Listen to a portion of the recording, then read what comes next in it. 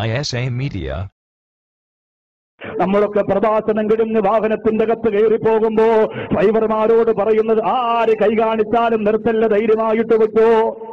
ആര് കൈ കാണിച്ചാലും നിർത്തല്ല, അന്തരീക്ഷം മോശമാ, പാതിരാ സമയമാ.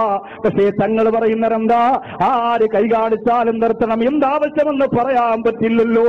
അല്ലാഹുവേ, ഇത് എന്റെ മുത്ത് ഹബീബിന്റെ പേര് കുട്ടികൾക്കല്ലാതെ പറയാൻ പറ്റൂല. പുന്നാര ഹബീബിന്റെ അഹ്ലു ബൈത്തുകൾക്കല്ലാതെ പറയാൻ പറ്റൂലോ. കല്ലെറിഞ്ഞ വാളെടുത്തു കൊല്ലാൻ നടന്ന അബൂജഹൽ സുഖമില്ലാതെ കിടന്നപ്പോ പൊട്ടിക്കരന്നുകൊണ്ട് കാണാൻ പോയ സ്നേഹനായകനെ നബി മുഹമ്മദ് മുസ്തഫ സല്ലല്ലാഹു അലൈഹി വസല്ലമ തങ്ങളുടെ കുടുംബക്കാർക്കല്ലാതെ അതൊന്നും പറയാൻ കഴിയില്ല. മുത്ത് റസൂലേ, യഹാബദങ്ങൾ പെരിന്തൽമണ്ണയിലൂടെ പോവുകയാ. പാതിരാത്രി 1 മണി സമയമാ. ഒരു പാവപ്പെട്ടവൻ ചോരുന്ന മടയത്തല്ലോ വിറച്ച കൈകളോടെ കൈ കാണിക്കുമ്പോ ഡ്രൈവർ പറയുന്നു, തങ്ങളെ ഞാനൊന്ന് വാഹനം നിർത്തട്ടെ. തങ്ങൾ വാഹനത്തിന്റെ അകത്ത് തൊപ്പി ഊരിയിട്ടാണ് ഇരിക്കുന്നത്. തങ്ങൾ പറഞ്ഞ ആ സൈഡിലോട്ട് നിർത്തുക. ആ സഹോദരൻ വന്ന് പറഞ്ഞു, എന്റെ പ്രിയപ്പെട്ട ഭാര്യ പ്രസവത്തിന്റെ സമയത്തിലാ, ഒരു വാഹനം കിട്ടുന്നില്ല, ഒരാളുമില്ല കൊണ്ടുപോകാൻ. എന്റെ ജീവനാണ് അവള് മരിച്ചാ പിന്നെ ഞാനില്ല, അവള് മരിച്ചാ പിന്നെ ഞാനില്ല. നിങ്ങൾ ആരെന്ന് എനിക്കറിയില്ല, എന്റെ വീട്ടിലേക്കൊന്ന് വരുവോ? നിങ്ങൾ ആരെന്ന് എനിക്കറിയില്ല, എന്റെ വീട്ടിലേക്കൊന്ന് വരുവോ? സുബ്ഹാനല്ലാഹ്. ബഹുമാനപ്പെട്ട പാണക്കാട് തങ്ങൾ ആ സഹോദര വാഹനത്തിലേക്ക് കയറ്റുകയാണ്. തങ്ങളുടെ വാഹനം പോകാനുള്ള വീതിയില്ല എങ്കിൽ പോലും ചെറിയ കുണ്ടും കുഴിയും നിറഞ്ഞ റോഡിലൂടെ ആ സഹോദരന്റെ വീടിന് മുന്നിലേക്ക് വാഹനം ചെന്ന് നിൽക്കുമ്പോ ബഹുമാനപ്പെട്ട തങ്ങളെ കണ്ണ് നിറഞ്ഞു പോയല്ലോ. ഇതുവരെ കണ്ടതിൽ വെച്ച് ഏറ്റവും ചെറിയ വീടാണ്. ഞങ്ങൾ കാണാത്ത എത്രയോ വീടുകളുണ്ട് നമുക്കറിയില്ലല്ലോ. നമ്മൾ കാണാത്ത എത്രയോ പാവപ്പെട്ടവരുണ്ട് നമുക്കറിയില്ലല്ലോ. കിടക്കാടമില്ലാത്ത എത്രയോ ആളുകളുണ്ട് അറിയില്ലല്ലോ. പാലക്കാട് തങ്ങളാ വീടിന്റെ മുമ്പ് ചെന്ന് തൊപ്പി വാഹനത്തിന്റെ കത്താ.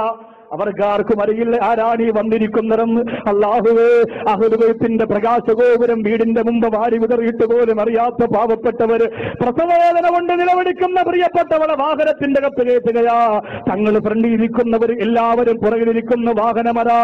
പെരിന്തൽമണ്ണയിലെ ഹോസ്പിറ്റലിലേക്ക് തീർപ്പാഞ്ഞു പോവുകയാ. ഹോസ്പിറ്റലിന്റെ അകത്തടത്തിലേക്ക് പോയപ്പോ ഡ്രൈവറോട് തങ്ങൾ പറയുകയാ, എന്താവശ്യം വന്നാലും ചെയ്തു കൊടുക്കുക. രക്തം വേണമോ? ആദർശ വിപ്ലവത്തിന്റെ പോരാട്ടം നടത്തുന്നു. ശുദ്ധ ജമാഅത്തിന്റെ മക്കളോടൊരു ഫോൺ കോൾ ചെയ്താൽ മതിയല്ലോ. എവിടെന്നാ രക്തം വേണ്ടത്? ഏത് സ്ഥലത്താ രക്തം വേണ്ടത്? യൂണിഫോം ധരിച്ചുകൊണ്ട് പ്രിയപ്പെട്ട ഇസ്ലാമിന്റെ മക്കൾ നിൽക്കുമ്പോ എന്റെ പ്രിയപ്പെട്ടവരെ, സഹചാരിയുടെ വിക്കായോട് SKSFന്റെ പ്രിയപ്പെട്ട മക്കള് ഏത് പാതിരാത്രി വിളിച്ചാലും അവർ ഓടി വരുമല്ലോ. സ്വന്തം ഉമ്മയെ പോലെ, സ്വന്തം ബാപ്പയെ പോലെ കേരളത്തിന്റെ മാതാപിതാക്കളെ വാരിപ്പുടരുന്ന മക്കളാണവര്. അവര് പെൺവാണിഭത്തിന് പോകുന്നവരല്ല. അവര് മദ്രസയുടെ അകത്ത് പ്രായപൂർത്തിയാകാത്ത പെൺകുട്ടിയെ ലൈംഗിക വേഴ്ചയ്ക്ക് ഇരയാക്കുന്നവരല്ല. അവര് കേരളത്തിൽ അങ്ങോളം ഇങ്ങോളം അപവാദങ്ങൾ ഉണ്ടാക്കുന്നവരല്ല. അവര് ഫിത്നകൾ ഉണ്ടാക്കുന്നവരല്ല. അവര് കുഴപ്പങ്ങൾ ഉണ്ടാക്കുന്നവരല്ല. പാണക്കാട് തങ്ങൾ പറഞ്ഞ ആവശ്യം വന്നാൽ എന്റെ മക്കളെ വിളിക്കുകയോ അവരോടി വരും, എവിടെയെന്ന് പറഞ്ഞാൽ മതി, അവര് പറഞ്ഞെത്തുമെന്ന് പറഞ്ഞു. അവസാനം എല്ലാ ബില്ലും അടയ്ക്കുകയാ. ആ പ്രിയപ്പെട്ട സഹോദരന്റെ തലയിൽ കൈവച്ചുകൊണ്ട് തങ്ങൾ പറഞ്ഞു, വേദനിക്കണ്ട, വിഷമിക്കണ്ട, അല്ലാഹു നല്ല പ്രസവം കൊടുക്കട്ടെ. എന്നിട്ടാ പ്രിയപ്പെട്ടവരെ പുറത്തേക്കിറങ്ങുമോ ഈ സാധുവാര മനുഷ്യരെ വിളിച്ചിട്ട് പറയുകയോ, ഇതാ കുറച്ച് കാശുണ്ട്, ഞാനൊരു പ്രോഗ്രാമിന് പോയപ്പോ കിട്ടിയതാ, ഈ കാശ് വിടും നിന്റെ കയ്യിലിരിക്കട്ടെ. ഒരു ചൊവ്വാഴ്ച പാണക്കാട്ടേക്ക് വരിക, നമുക്കൊരു വീട് വെക്കണ്ടേ, നമുക്കൊരു വീട് വെക്കണ്ടേ, നമുക്കൊരു വീട് വെക്കണ്ടേ. നിനക്കല്ല, ചൊവ്വാഴ്ച പാണക്കാട്ടേക്ക് വരിക, നമുക്കൊരു വീട് വെക്കണ്ടേ. ആ സഹോദരൻ അത്ഭുതപ്പെട്ടു. ആരാണിത്? ഡ്രൈവറോട് ചോദിക്കുന്ന, ആരാണ് ഈ വലിയ മനുഷ്യൻ? ഡ്രൈവർ പറഞ്ഞറിയില്ലേ, ഇത്രയും സമയമായിട്ട് മനസ്സിലായില്ലേ, അത് പാണക്കാട്ടെ തങ്ങളാന്ന് പറഞ്ഞപ്പോ ഓടി വന്ന് കാല് തൊട്ടിട്ട് പറയുന്നു, തങ്ങളെ അറിഞ്ഞില്ല.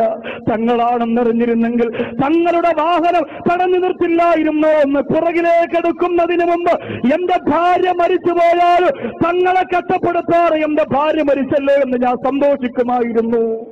അത്രത്തോളം സ്നേഹവാദങ്ങളെ ഇതുവരെ കണ്ടിട്ടില്ല തങ്ങളെ.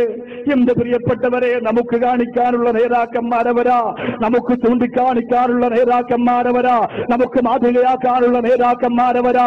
അല്ലാഹു റബ്ബുൽ ഇസ്സത്ത് ഭാഗ്യം തരട്ടെ. അവരെ പഠിക്കാൻ, അവരോടൊപ്പം നടക്കാൻ, അവരെ വാരിപ്പുണരാൻ, അവർക്ക് മുത്തം കൊടുക്കാൻ. നാളെ പരലോകത്ത് കബറിന്റെ അകത്ത് എഴുന്നേറ്റ് നിൽക്കുമ്പോ വരൂ മക്കളെ എന്ന് പറഞ്ഞുകൊണ്ട് അവരുടെ കരം പിടിച്ച് സ്വർഗം പുൽകാൻ അല്ലാഹു നമുക്ക് ഭാഗ്യം തരട്ടെ. അല്ലാഹു